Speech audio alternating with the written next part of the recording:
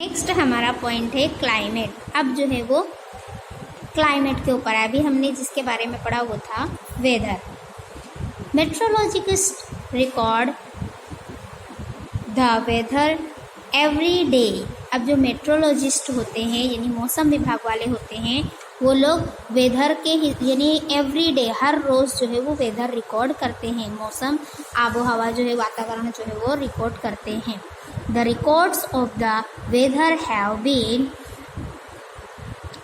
preserved for the past several decades.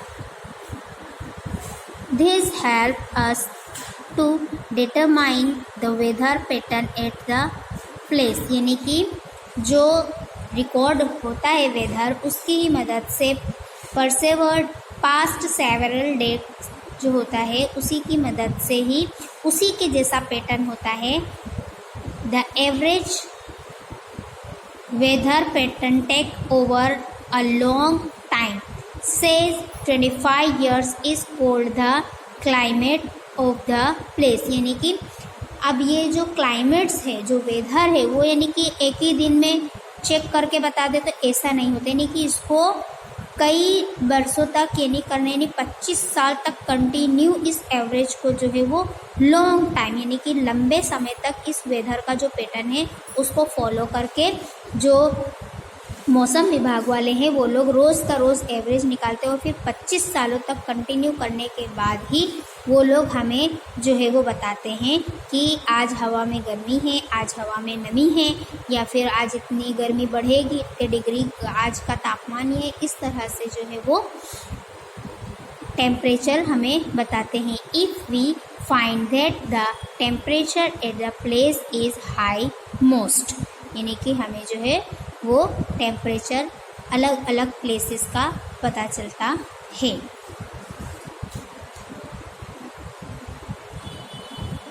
High most of the time then we say that the climate of that place is hot, यानी कि हम जब ज़्यादा long time हो जाता है और उसका हाई टेम्परेचर होता है तो उस जगह को हम लोग क्या कहेंगे, प्लेसेस इज़ हॉट, यानी कि हॉट प्लेस कहेंगे। यानी वहाँ की जो क्लाइमेट है वहाँ का जो वातावरण है वो गर्म है।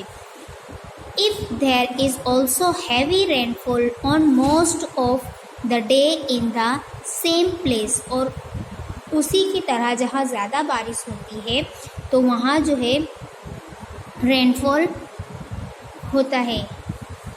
Then we can say that the climate of that place is hot and wet, यानी जहाँ ज़्यादा बारिश होती है वहाँ दिन भर बारिश होती है, हैवी रेन होती है, तो वहाँ का जो वातावरण वहाँ का क्लाइमेट उस जगह का क्या होता है, हॉट एंड वेट दोनों होता है।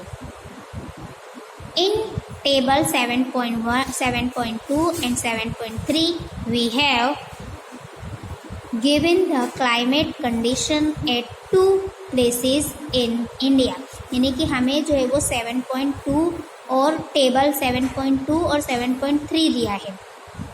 तो उसके अंदर हमें क्लाइमेट की कंडीशन बताइए कि 2 जगह हमें दिया है, 2 प्लेसेस दिए हैं इंडिया के, तो उसका हमें जो है वो क्लाइमेट कंडीशन बताया है। The main temperature for a given month is found in 2 step, यानी कि 2 स्टेप में हमें एक मंथ का दिया है, 2 स्टेप दिए हुए हैं। First we find the average of the temperatures recorded during the month. Second we calculate the average of such a average temperature over any year that gives the means temperature. The 2 places are Srinagar in Jammu and Kashmir and Thiruvananthapuram in Kerala, यानी हमें India के 2 state दिए गए हैं, उसके अंदर 2 places दिए गए हैं जिसके अंदर हमें टेम्परेचर और क्लाइमेट दोनों का एवरेज हमें मंथ का नापना है। तो 2 स्टेट दिए, श्रीनगर यानी जम्मू कश्मीर के अंदर श्रीनगर का टेम्परेचर हमें नापना है और केरला के अंदर थिरुवनंतपुरम का हमें जो है वो टेम्परेचर नापना है। तो वो उसकी फिगर हम देखेंगे। देखो यहाँ 2 टेबल्स हमें दिए हैं। इसके अंदर टेम्परेचर दिया है डिग्री सेल्सियस, यानी डेली मिनिमम एंड मैक्सिमम। यानी श्रीनगर जम्मू एंड कश्मीर के अंदर जो है अब वहाँ यानी वहाँ का क्लाइमेट कैसा होगा, क्योंकि जम्मू कश्मीर ठंड वाला इलाका है, यानी वहाँ जनवरी फरवरी से यानी पूरे ईयर्स का दिया, दिसंबर यानी पूरे 12 मंथ का हमें जो है वो टेम्परेचर बताया कि डेली मिनिमम वहाँ कितना टेम्परेचर यानी -2.3 से स्टार्ट होता है, 0 तक भी जा सकता है जब, और वहाँ रेनफॉल होती है जब बारिश होती है, मिनिमम मैक्सिमम टेम्परेचर हुआ, और फिर यहाँ मीन्स टोटल रेनफॉल और वहाँ बारिश कितनी होती है सब पूरे साल में। तो इस तरह से ये टेबल के अंदर बताया। अब एक सर्द वाला इलाका है और एक गर्म वाला इलाका है ना, त्रिवेंद्रपुरम यानी केरला में, यानी यहाँ जो है वो टेम्परेचर कैसा होता है और वहाँ बारिश किस तरह से होती है, यानी कि जहाँ पानी का इलाका होगा, अब केरला साउथ में है तो वहाँ पानी है, तो जहाँ पानी का इलाका होगा वहाँ बारिश भी ज़्यादा होगी, है ना, और वहाँ का टेम्परेचर भी अलग होगा। तो ये यहाँ भी हमें जो है वो पूरा टेम्परेचर बता दिया गया है। इस तरह से हमें जो है वो मौसम विभाग वाले हैं रोज़ का रोज़ टेम्परेचर काउंट करते हैं, काउंट करने के बाद वो लोग इस तरह से पूरा टेम्परेचर बताते हैं।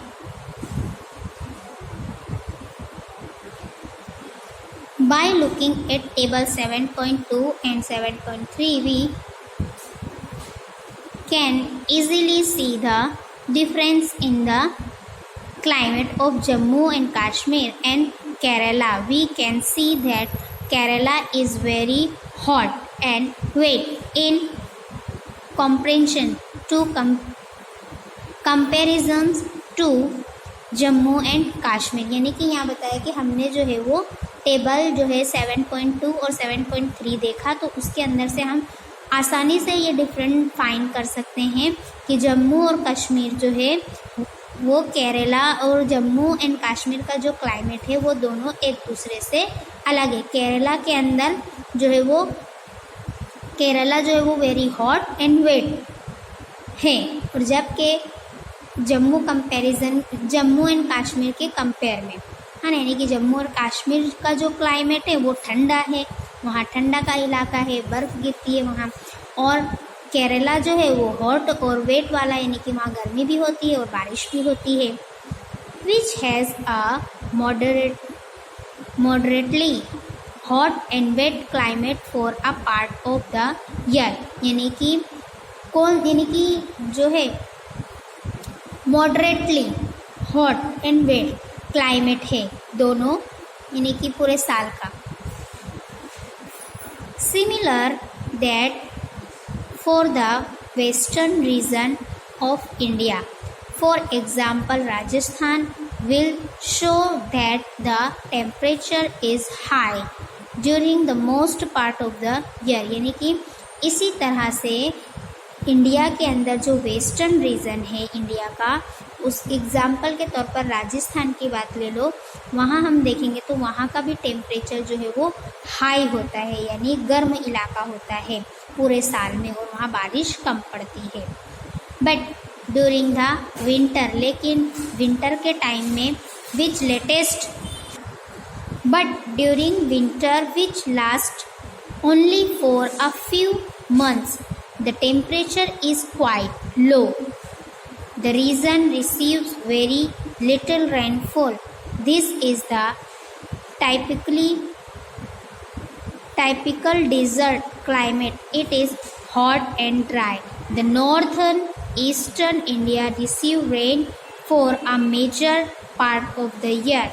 Therefore, we can say that the climate of the northeast is wet। यानी कि यहाँ बताया गया है कि जो राजस्थान का टेम्परेचर है वो हॉट टेम्परेचर होता है और वहाँ बारिश कम होती है, इसलिए वहाँ का क्लाइमेट कैसा होता है, हॉट एंड ड्राई होता है। जबकि नॉर्थ और ईस्ट इंडिया के अंदर क्या होता है कि बारिश जो है वो ज़्यादा होती है, मेजर पार्ट में होती है पूरे साल में, है ना। और वी कैन से, इसलिए हम कह सकते हैं कि नॉर्थ और ईस्ट का जो क्लाइमेट है वो कैसा है, वेट है, यानी भेज वाला है।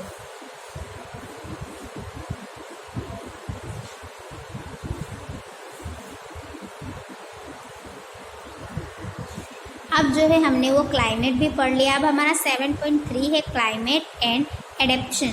देखो अभी हमने वेदर पढ़ा है ना, फर्स्ट हमारा वेदर था यानी कि आबोहवा थी, वातावरण था, उसके बाद क्लाइमेट था, मौसम था, है ना। तो अब उन मौसमों के अंदर जो है वो जो जानवर है, जो भी लिविंग ऑर्गेनिजम्स हैं यानी जो भी जानदार जीव हैं, वो किस तरह से अपने आप को मेंटेन करते हैं, किस तरह से उस वातावरण में रहते हैं, उसके बारे में अब हम देखेंगे। Climate has a profound effect on all living organism, यानी जो वातावरण है, जो मौसम है, वो सभी सजीव यानी जो जीवित हैं, लिविंग ऑर्गेनिज्म है, जो जानदार हैं, उनके ऊपर इफेक्ट करता है, असर करता है।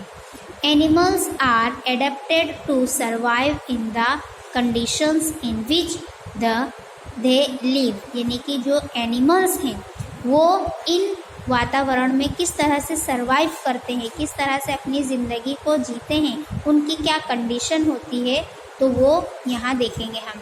Animals living in very cold and hot climate must possess special features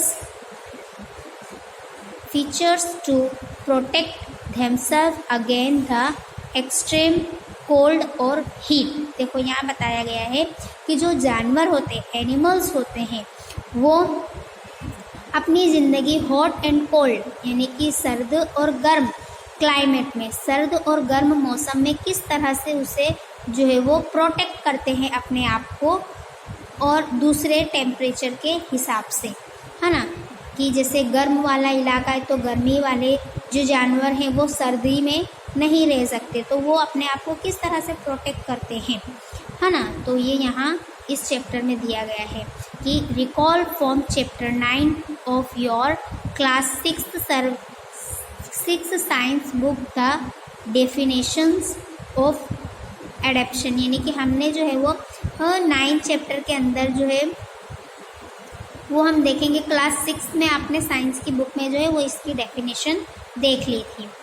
features and habits that help animals to adapt to their surroundings are the results of the process of evolution, यानी कि आपने ये पूरा process जो है वो next chapter के अंदर नेक्स्ट क्लास में देख लिया होगा कि वो किस तरह से अपनी मदद करते हैं। In chapter 9 you will learn about the effect of weather and climate on soil. Here we will study the effect of climate on the animals only. देखो हम जो है वो चैप्टर 9 के अंदर आगे पढ़ेंगे कि वेदर और क्लाइमेट जो है वो ज़मीन का कैसा होता है, जबकि हमको इस चैप्टर के अंदर यानी चैप्टर 7 में इस लेसन के अंदर हमें क्लाइमेट ऑन एनिमल्स यानी कि एनिमल्स के ऊपर क्लाइमेट का क्या असर होता है उसके बारे में हम पढ़ेंगे। Class 6 you have read about adaptations of animals to certain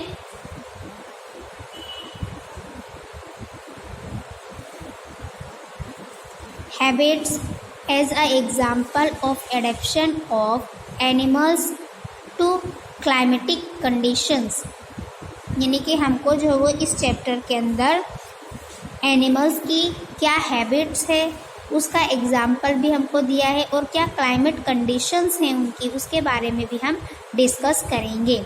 only for animal living in polar region and tropical rain forest, हम जो है वो इस चैप्टर के अंदर उन एनिमल्स के बारे में बात करेंगे जो पोलर रीजन में यानी ध्रुवी एरिया है ना, ध्रुवी रीजन यानी कि जो ज़मीन का वो हिस्सा जो बर्फ़ से ढका हुआ है, तो उसके अंदर जो पोलर रीजन है और ट्रॉपिकल रेन फॉरेस्ट है जहाँ बारिश ज़्यादा होती है, उन जंगलों के बारे में हम देखेंगे। As the name suggests, the polar region are situated near the poles, यानी कि जो पोलर रीजन में रहते हैं उन लोगों का पोलर रीजन सिचुएटेड यानी कि जो पोल्स यानी जो बर्फ वाले इलाके यानी north pole and south pole, यानी कि जो पोलर हमारा दो पोल है ना, south pole and north pole. तो जो नॉर्थ पोल में है तो उसे पोलर रीजन कहते हैं, जो साउथ पोल में उसे ट्रॉपिकल रीजन कहते हैं, है ना। Some well known countries that belong to the polar region are Canada, Greenland, Iceland, Norway, Sweden, Finland, Alaska and USA are Siberian region of Russia। यानी कि यहाँ बताया है जो नॉर्थ पोल में रहते हैं, यानी जो बर्फ़ वाले इलाके में होते हैं तो उन्हें पोलर रीजन कहते हैं। जो इलाके बर्फ़ से, जो कंट्रीज़ बर्फ़ से ढकी हुई होती हैं, जहाँ ठंड वातावरण होता है, कूल क्लाइमेट होता है, तो उन कंट्रीज़ के यहाँ नाम दिए, जैसे कनाडा है, ग्रीनलैंड है, आइसलैंड है, नॉर्वे है, स्वीडन है, फाइनलैंड है, Alaska, USA, Siberian and the Russia. तो ये कंट्री जो है वो पोलर रीजन में आती है। Example for some country where the tropical rain forest are found are India, Malaysia, Indonesia, Brazil, Republic of Congo, Kenya, Uganda and Nigeria. अब जो है वो नॉर्थ पोल में, यानी कि ट्रॉपिकल रेन फॉरेस्ट, यानी जो बारिश वाले जंगलात होते हैं, उनके अंदर कौन कौन सी कंट्री आती है, तो उसके अंदर हमारा इंडिया आता है, मलेशिया है, इंडोनेशिया है, ब्राज़ील है, Republic of Congo, Kenya, Uganda and Nigeria. ये कंट्रीज़ जो है वो ट्रॉपिकल रेन फॉरेस्ट में आती हैं। ओके, तो अब हम सबसे पहले पोलर रीजन के बारे में पढ़ेंगे।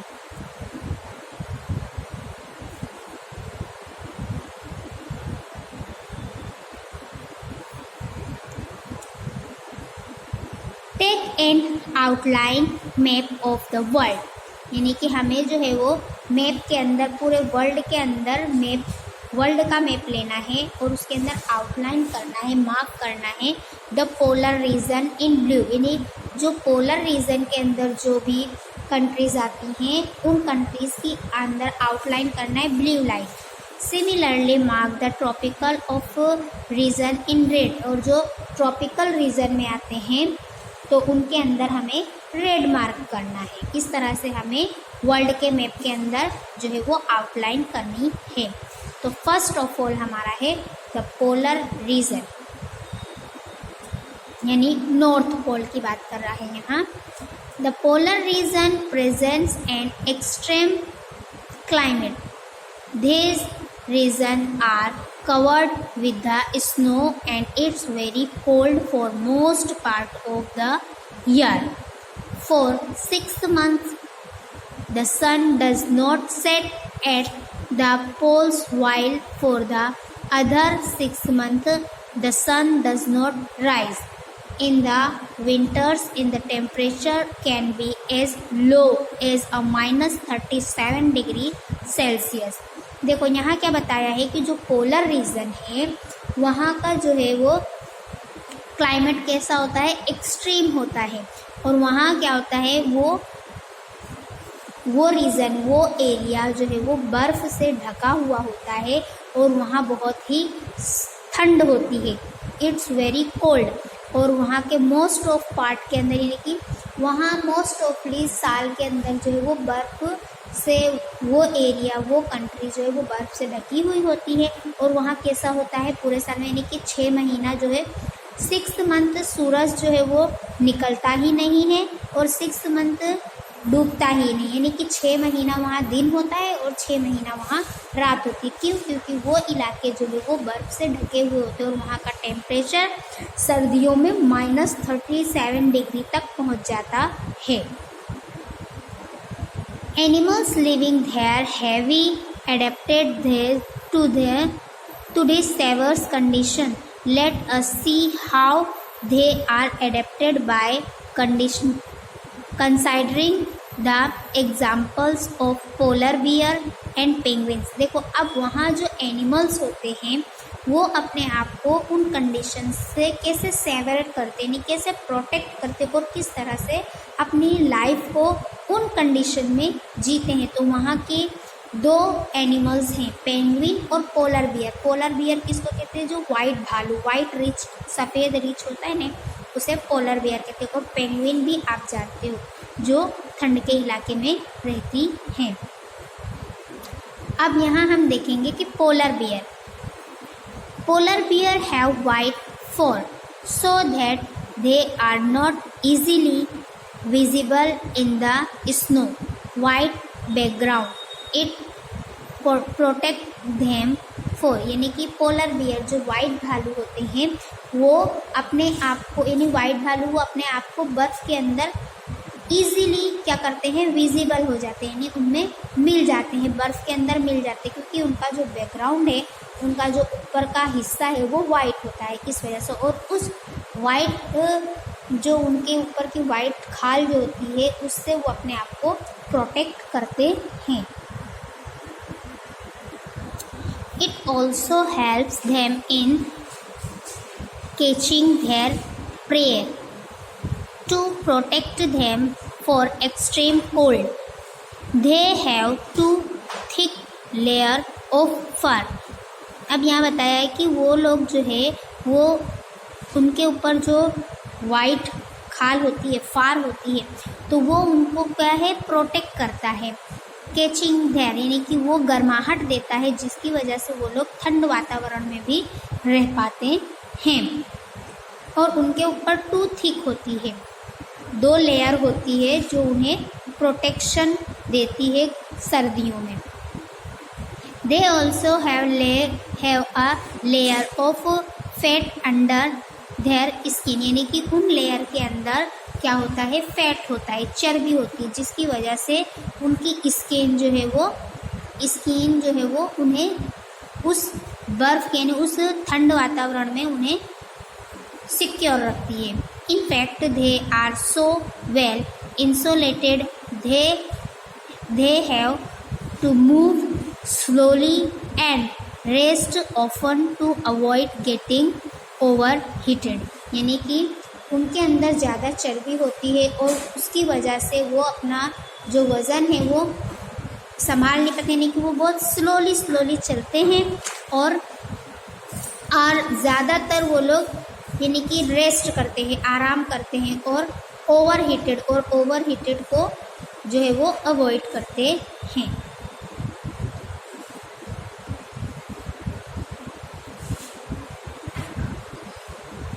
Physical activities on warm day